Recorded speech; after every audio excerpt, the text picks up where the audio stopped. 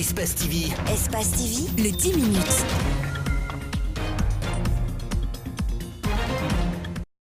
Koza, Kankarefour. Une épaisse fumée se dégage. À l'ombre, des véhicules qui apparaissent. Non loin, les agents de sécurité. Police, gendarmes, militaires assainissent des artères publiques. C'est une vaste campagne entreprise par l'armée guinéenne. Vraiment, c'est une chose qui est très salutaire quand même. Puisque avec l'initiative du gouvernement quand même, notre zone ici, avant c'était vraiment... La zone était très polluée quoi. Il y avait une odeur très nauséabonde ici. Les habitants n'étaient pas du tout contents aussi. Puisque vu l'état du lieu, les fossés, le passage, ainsi de suite aussi quoi. Mais on peut dire que vraiment c'est une chose qui est très bonne aussi. De Bessia à Anta, passant par Matoto, l'armée est déployée. Une autre mission en plus de celle qu'elle assume déjà à travers les PA. Elle se veut républicaine et plus proche de la population. L'initiative est appréciée par les citoyens. On est très fiers aujourd'hui. Pour nettoyer ici, on évite la maladie. Donc c'est extrêmement important. On est très contents, on est très fiers. Si ça continue comme ça, il n'y a pas de problème. On est entièrement d'accord avec l'État. Vraiment, on félicite quand même. Il semble que l'action sera pérenne. C'est une autre campagne d'assainissement que les autorités expérimentent après le peu de résultats que donnent les samedis d'assainissement. Dans ce rapport, l'ONG révèle qu'en 2017, le pays, à travers les zones ciblées, a enregistré 8573 cas d'accidents, dont 2062 sont causés par les mototaxis, pour 576 cas de décès. Du 1er janvier au 30 septembre 2018, 9630 accidents, dont 2000 par moto, pour 356 victimes. De janvier 2017 à novembre 2018, le cumul d'accidents est de 18 203 cas, dont 4062 causés par les motos, soit un taux de 22%. Des statistiques qui doivent attirer l'attention des services publics pour réglementer encore ce secteur. Il y a des cas qui n'ont pas été enregistrés, c'est plus que ça. Si ces cas-là ont été enregistrés, ça allait dépasser plus que ça. Les données peuvent dépasser plus que ça. Si on ne communique pas sur là-dessus, si vous voulez avoir la réalité, allez-y dans les services Traumato-Yansdi et Donka. Si 10 cas arrivent là-bas, il y a 7 cas, 70% des cas causés par les motos, des accidents causés par les motos. Donc si vous voyez ce phénomène, on a pris notre temps pour dire à l'autorité, franchement, il y a un autre phénomène qui dépasse actuellement Ebola. Le rapport de l'OGC sur la circulation routière fait état de la situation des infractions à l'origine de ces drames, dont les principales sont l'empreinte de sens interdit et les surcharges. Le document formule aussi des recommandations. Nous estimons qu'il faut former les conducteurs de taxi-moto, on va en débattre. Il faut assurer obligatoirement chaque motard. Il faut revoir l'âge moins habilité à conduire les mototaxis. Il faut porter obligatoirement 2 casques par moto, des paires de chaussures fermées pour chaque motard, des gants, des gilets de couleurs différentes et par commune avec les numéros d'identification et les numéros de téléphone. L'Organisation guinéenne de la citoyenneté, dans ses perspectives, compte s'investir dans la sensibilisation et la formation des conducteurs de moto afin de minimiser les risques d'accidents qui endeuillent parfois des familles.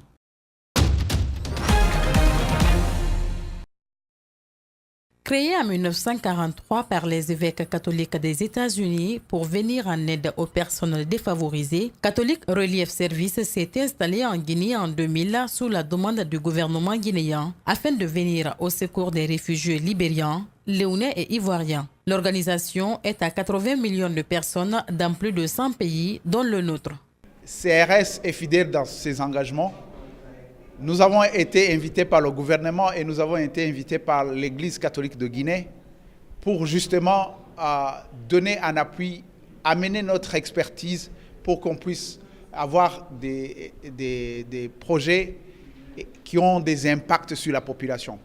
Donc CRS va continuer à intervenir en Guinée dans le futur. On n'a pas même s'il y a réduction de projet, CRS va rester pour continuer à appuyer la population guinéenne. L'organisation réalise des projets financés par des bailleurs dans le domaine de la santé, de l'éducation, de la sécurité alimentaire et la gestion des conflits dans 25 préfectures de la Guinée avec ses partenaires. La particularité de CRS dans ces interventions, c'est que nous ne mettons pas en œuvre directement nos projets. Nous travaillons toujours à travers les partenaires.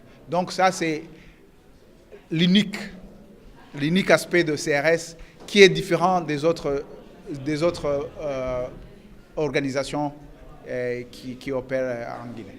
Pour ce 75e anniversaire, Catholic Relief Service prévoit plusieurs activités comme la journée porte ouverte pour valoriser les réalisations des projets effectués durant ces 18 années de présence en Guinée. Donc j'invite la population guinéenne de passer au bureau de CRS pour voir ces réalisations. Catholic Relief Service compte de nos jours 91 employés, dont 79 nationaux, 9 étrangers et 3 stagiaires, parmi lesquels 17 femmes. À 10 ans, il entame sa carrière footballistique dans un pays alors en guerre.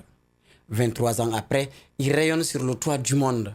Luka Modric, Ballon d'Or 2018, met un terme à 10 ans d'hégémonie parrainé par les phénomènes Lionel Messi et Cristiano Ronaldo.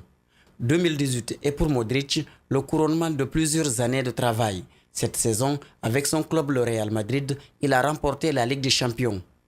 Il a aussi disputé la finale perdue à la Coupe du Monde avec la Croatie qu'il a porté en maître en tant que capitaine et termine meilleur joueur de la compétition. Ceux qui ont voté ont surtout vu un joueur qui épaule la défense, organise le jeu au milieu et nettoie les buts pour les attaquants. Longtemps numéro 1, Cristiano Ronaldo a dû se contenter de la 12e place. Les Français Griezmann de l'Atlético de Madrid et Kylian Mbappé du PSG pointent respectivement aux 3e et 4e places.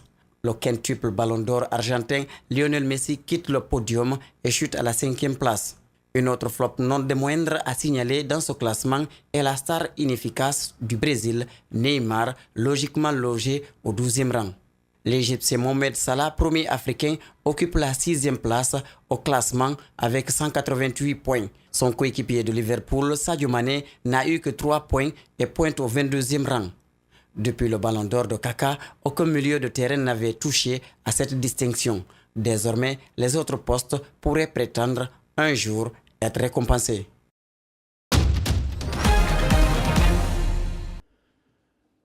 Mes chers compatriotes, après avoir entendu cette demande exprimée par à peu près tous les interlocuteurs que j'ai rencontrés au cours des consultations de ces derniers jours, je suspends pour une durée de 6 mois ces mesures fiscales. Enfin, les tarifs de l'électricité et du gaz, qui devaient augmenter en début d'année, n'augmenteront pas durant la concertation et donc pas durant l'hiver qui s'annonce. Ces décisions, d'effet immédiat, doivent ramener l'apaisement et la sérénité dans le pays. Elles doivent nous permettre d'engager un vrai dialogue sur l'ensemble des préoccupations qui se sont exprimées ces dernières semaines. On n'y voit que du feu. Et pourtant, la tour de Pise penche moins qu'avant. En 17 ans, elle a gagné 4 petits centimètres, après les 41 déjà récupérés grâce aux travaux initiés en 1990 pour éviter qu'elle ne s'écroule. Elle continue à se redresser et cela va durer encore quelques années avant qu'elle ne s'arrête. Et c'est sous terre qu'il faut aller chercher pour comprendre ce petit miracle. On a installé une batterie de tubes sous terre du côté opposé à l'inclinaison de la tour.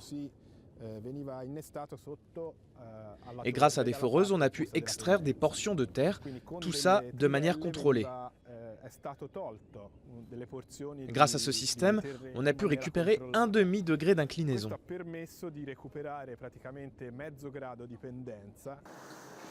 Nunciante Esquelia étudie la tour depuis 25 ans.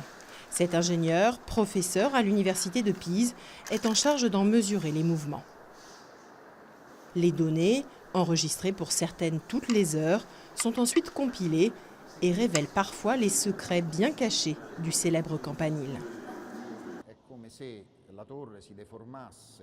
La tour a tendance à se déformer et à réduire son inclinaison l'été quand il fait chaud, car elle penche vers le sud, et donc le parement sud se réchauffe et se dilate. Et en se dilatant, la tour se redresse. Plus ou moins penchée, peu importe pour les quelques 3,5 millions de touristes qui la visitent chaque année.